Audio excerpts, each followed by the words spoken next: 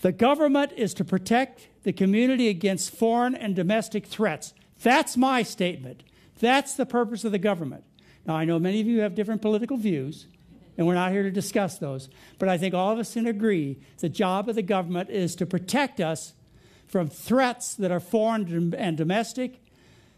The biggest domestic threat in this country is the diet that consists primarily of livestock. There's the threat.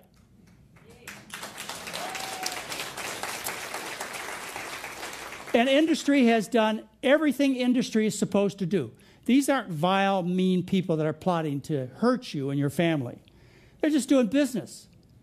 You know, these people in the dairy and the meat and the pork and the chicken and the fish industries, their families are sick too. They're fat too. They're on all kinds of medications too. It's not like they're maliciously trying to hurt you. They're just trying to do business. And they do everything possible to do business, to make a profit, to keep the stockholders happy. That's what business does. And so they'll even enroll as many allies as they can in government, in medicine. I love this particular advertisement, which appeared in the Arlington Times in 1962. A statement is, the anti-fat, anti-cholesterol fad is not just foolish and futile, however, it also carries some risks. And you know who they got involved in this particular statement? Is the American Medical Association. And who paid for this ad? The Washington Dairy Products Commission. So for as long as I've been paying attention to this, industry has done whatever they can to continue to sell their products, even if it involves getting doctors and researchers and medical journals and government and everybody that's necessary involved in keeping people in the marketplace, as they did last week when they published the New England Journal of Medicine article telling you you needed to eat olive oil and nuts to be healthy. I know that got your attention. I know all of you were really upset because your friends all came to you and said, look, a low-fat diet doesn't help. This study showed it in the New England Journal of Medicine, published in February of 2013. That's what your friends told you. A low-fat diet doesn't help because they compared a Mediterranean diet, whatever that is, probably more fruits and vegetables. They say more olive oil. They say more nuts. They compared a vegetarian diet with a low-fat diet, but they didn't have a low-fat diet to compare with. They didn't teach people to follow a low-fat diet. In fact, when you read the study, you find the fat intake in the low-fat group decreased from 39% to 37%. Excuse me. And your friends say a low-fat diet doesn't work. The diet I'm teaching you is 7% fat. And the benefits seen in this study, even though they advertised it in the media as dramatically reducing the risk of cardiovascular disease, there was no reduction in heart attacks. There was no reduction in overall death, which is what you care about. There was a small reduction in strokes. That's it. And there was no change in weight, no positive change. They didn't publish it, but they published a study in 2006, the same group. And actually, those who ate more olive oil, more nuts, got fatter. Big surprise. So I suspect when that data comes out, you'll see those on the Mediterranean diet adding nuts, which is what they recommended, and adding olive oil, which is what they recommended, also gained weight, because we see that in people in the Mediterranean. If you look at obese people in the Mediterranean, you see they eat high-fat diets. You see they eat low-carbohydrate diets. Sure, they eat olive oil, a lot of olive oil, and they become obese, as you would expect. But industry paid for this. There were 2 Spanish companies. This was published in Spain, done in Spain. 2 Spanish companies that produce olive oil, 1 Spanish company that produced nuts, and also a California company that produced nuts that sponsored this study. Not just the study, the promotion, so that you and all your friends heard about it. So industry will not stop. They will do anything possible, and they can influence the best medical journals in the world to get in bed with them, to do this kind of dishonesty. The dietary goals of the United States back in 1977, they covered something else that's really near and dear to me. People tell me sometimes, I've heard through my career, they say, you know, McDougall, if you just stick to the diet stuff, you'd be okay. Yeah, we like you a lot better. But you get involved in the medicine stuff, too. You tell people that they shouldn't have these early detection tests and this heart surgery and take all these blood pressure pills and the diabetic pills. Why don't you just keep with the diet stuff? We'll go with that. Well, you know, I'm a doctor. I'm a board-certified internist. My interest is in my patients, and they need to know the failures of modern medicine as George McGovern and his group recognized well and published in the dietary guidelines. What they said is, as a nation, we have come to believe that medicine and medical technology can solve our major health problems. The role of such important factors as diet and cancer and heart disease has long been obscured by the emphasis on the conquest of these diseases through the miracles of modern medicine. Treatment, not prevention, has been the order of the day. The problems can never be solved merely by more and more medical care. They couldn't then, they can't be now, and they never will be. You cannot successfully treat dietary diseases with drugs and surgery. You may be able to temporize a few things, get rid of a few symptoms, but the cost is huge and the patients suffer. So, would I recommend 36 years later? Just a few topics, and we're going to get into some of these during this weekend. I recommend that we put an end to treating aggressively type 2 diabetes with insulin and diabetic pills. Why? Because the studies say you hurt patients. How many of the studies? Well, 6 out of 6. In 2008, they had 3 major studies: the Accord, the Advance, and the Veterans Study, published 2008 in the New England Journal of Medicine. 3 major studies. And all 3 studies showed they hurt patients. In fact, the Accord study, the first one, had to be stopped 17 months early by the National Heart and Lung and Blood Institute because they dramatically increased the risk of death and heart disease in those who were aggressively treated with insulin and pills. The next study, the Advance and the Veterans Study, showed similar results. You hurt people by this aggressive treatment. So it needs to be stopped, and George McGovern would have been happy for me to say that. Treatment of elevated cholesterol does not save lives. Our speaker this evening, Dr. John Aberson, and tomorrow, is going to share that data with you. He's going to tell you how this aggressive treatment of cholesterol, so aggressive that many doctors say we should put these statins in our drinking water, is bad medicine, a dietary disease. Not just elevated cholesterol, but the resulting damage to the arteries. Multiple sclerosis. We're finishing up a study on MS at Oregon Health Science University that our foundation funded, and all the patients who went through the study are taken care of by our staff. We're just finishing a study on treating multiple sclerosis with our diet. Well, you know what? Even if we don't show any benefit, we're doing better than what the neurologists are doing with the medications, which, by the way, cost $40,000 to $50,000 just for the drug for a year, for these MS drugs. And they don't work. They do not reduce the risk of death and disability. So we should stop that too. Lowering blood pressure with medications does not save lives unless you take care of people with really, really high blood pressure. But most of you and your friends, I'm talking about 98% of you, who are on blood pressure pills, the data does not support the benefits you're looking for. Heart surgery. Heart surgery started in '68, angioplasty in 1978. There have been 3 major studies done. They all show the same thing. The benefits are minimal at best and probably does nothing in terms of reducing the risk of dying of heart disease. I remember my son and I, Craig, we got into a little discussion when he was finishing his last year of medical school. You know how children are. They really don't think their parents know that much. But he got on cardiology and called me up one day and he said, "Dad, you know, I just finished seeing 7 patients who went for angioplasty, you know, where they stick the catheter up in the heart and put the stents in. 7 patients. I asked the doctors, why are you doing this? Expecting them to say, well, we're going to save their lives. Here's the data on why they're saving their lives. He said, Dad, he said, none of them could say or show me any evidence that they were doing this to improve the patient's survival at all, period. All the studies, and we looked at 28 of them over the next couple of days, all the studies show the same thing. No improvement in survival. We're going to stop that. We should have stopped it 36 years ago. Treatment of common dietary cancers like breast, prostate, ovary, and colon fail to save lives. This aggressive therapy that takes and ruins families. You know, the entire inheritance is gone spending on medications and surgeries and radiations that have been proven for the last 50 years not to work. And we still do this. George McGovern told us to stop it. And early detection tests. Oh, boy. I should spend a whole hour talking about this form of disease mongering. Disease mongering is where you turn healthy people into patients. What better way to collect a whole bunch of patients than to turn loose these early detection tests, which don't work, need to be stopped, plain and simple, by and large. PSAs, mammograms, breast self-examinations of limited value at best and of tremendous harm and cost to this country. These are dietary diseases. Every one of these problems I mentioned to you is caused by the rich Western diet, and in almost every case, bar the cancers, is dramatically improved or cured with a healthy diet. And we've known that for 50 years. Well, in about 1979, I had a chance to meet another mentor who was very important in my life. His name was Nathan Pritikin. He was not a doctor.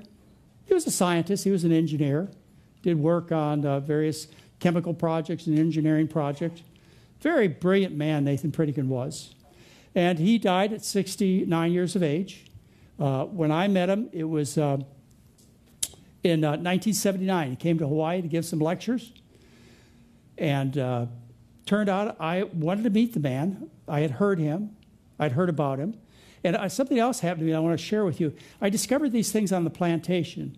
I discovered my patients could stay healthy eating rice like the Japanese, the Filipinos, the Chinese did. I knew all that. And I started discovering that the things we were doing with our patients wasn't working. I started going to the library after I left the plantation and went back into medical residency. I started to read the science about heart disease and high blood pressure and so on. I could see it wasn't working. And you could imagine how I felt being the only person who realized this, I thought. And I thought there was something wrong with me. Why do I see this and nobody else sees this? And I was a little frightened too. And then I had an opportunity to get a set of audio tapes. It just kind of came into my hands, and I listened to Nathan Pritikin talk. And that was in 1979, about 3 years after I left the plantation, right after I finished my medical residency in internal medicine. And he talked about the same things that I'd been discovering. I no longer felt alone. I no longer felt as afraid as I was.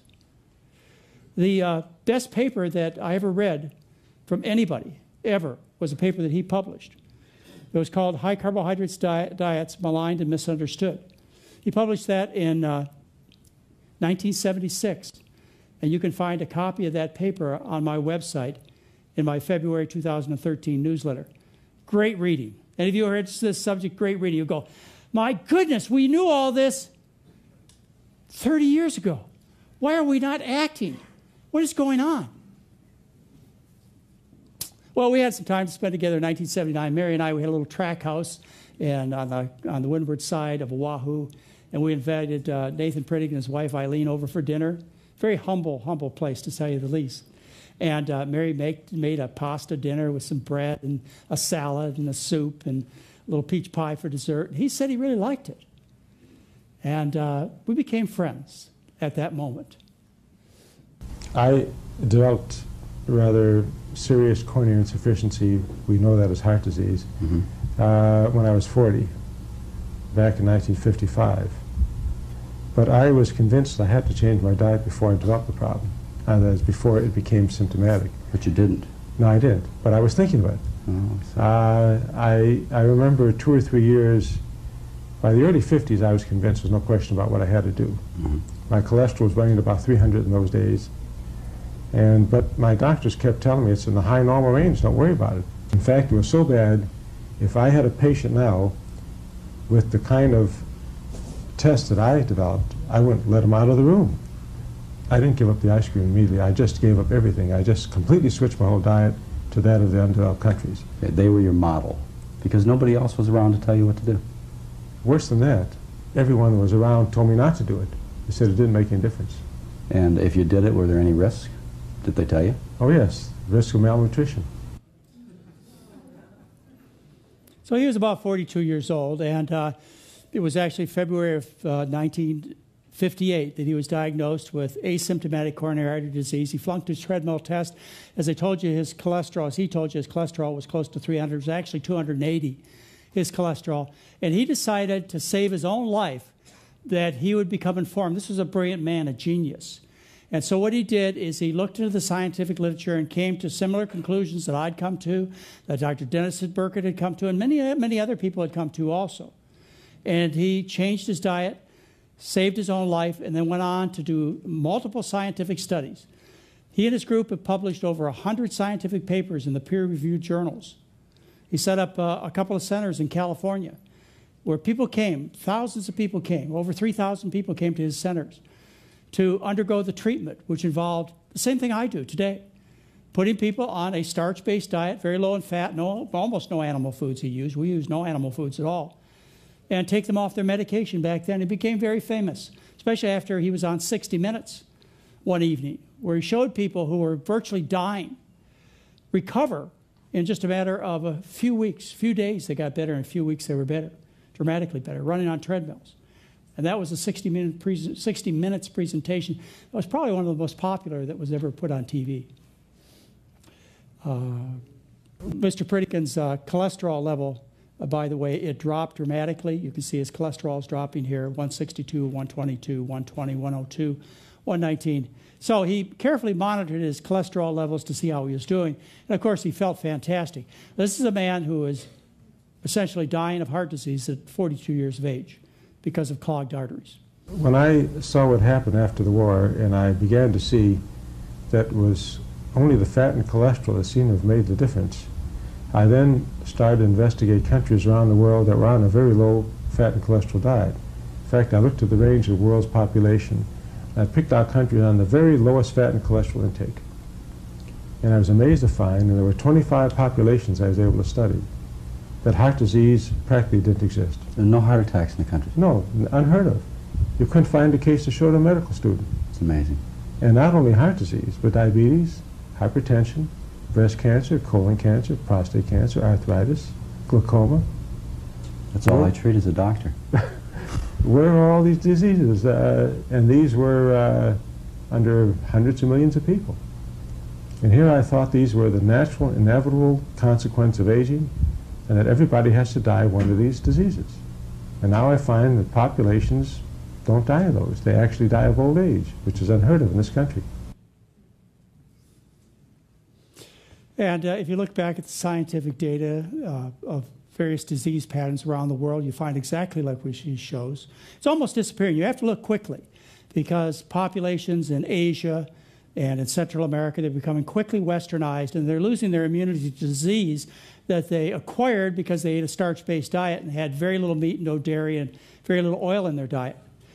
And we see in Western Europe, for example, as Mr. Pritikin was talking about, we see how death from diabetes, for example, back in 1905, it increases in 1905, the death rate from diabetes in Western Europe. This happens to be in England and Wales.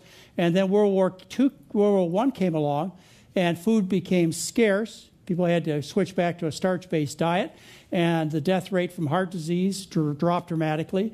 In this case, the death rate from diabetes dropped dramatically. People with multiple sclerosis stopped having attacks. People generally got much healthier in a time of tremendous stress, World War I. World War I ended, and then the good foods returned, and then we get out here to 1939 when World War II came along, and the same kind of food restriction occurred. People couldn't afford to eat the butter and the beef.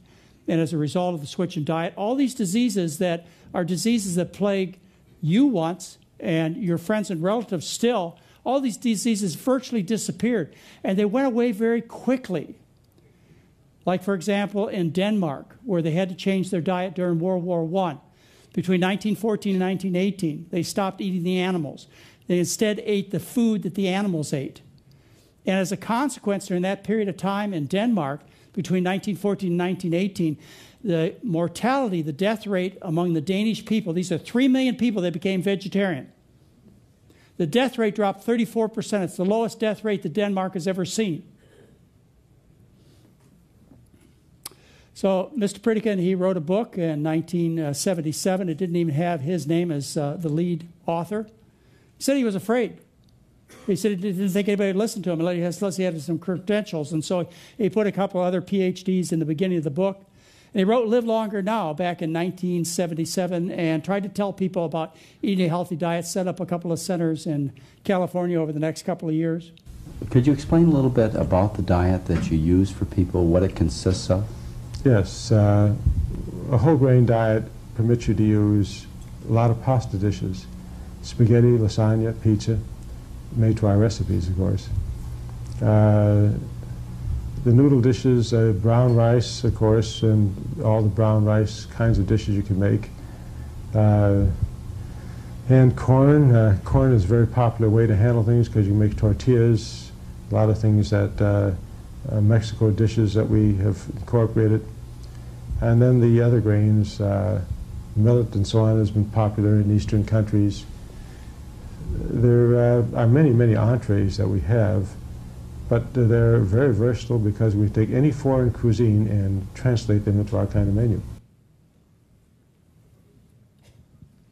So Mr. Pritikin visited Hawaii again in 1982, and he spent some more time with Mary and I. Actually spent 2 days with this man.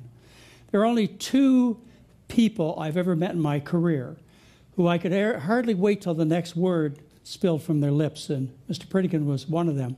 And I spent 2 days with him, and I took him to the Hawaii PBS TV station, and I filmed this back in 1982, hoping that someday this record would be important for you and to help me share a very important and solid message, something we've known for decades, even though I know you get confused when your friends come out and tell you, oh no, the way to be healthy is to eat more olive oil, more nuts, or go on the paleo diet, or give up all starch completely. Don't eat any potatoes, any rice, just eat meat. You get confused. Well, the science isn't confusing. It's the scientific gurus out there, pseudo-scientific gurus out there, that are teaching you nonsense. But I know you don't realize it, and I know your friends don't realize it. Well, anyway, we were on his visit in 1982. We had him out to the Kaneohe Yacht Club for a potluck dinner. I had 225 of my patients attend, and they brought McDougall-style meals. And Nathan Pritikin and his wife Eileen, we had a great dinner together. He said he loved the food. I mean, he really loved the food. I know he was sincere, and we walked out to the parking lot together to help him to his car, and Mary handed him 100 of her recipes and said, here, you can use these, because the Pritikin program had a reputation for having unimaginative and rather tasteless food. And we knew it could be better because we ate this way, and Mary is a genius when it comes to kitchens and recipes and so on. So she gave him 100 recipes. His next book, which is called The Pritikin Promise, 28 Days to a Longer, Healthier Life, it has an acknowledgement here to Dr. and Mrs. John McDougall for providing the recipes and other help for his book. Not true. The acknowledgement should have been only to Mary McDougall.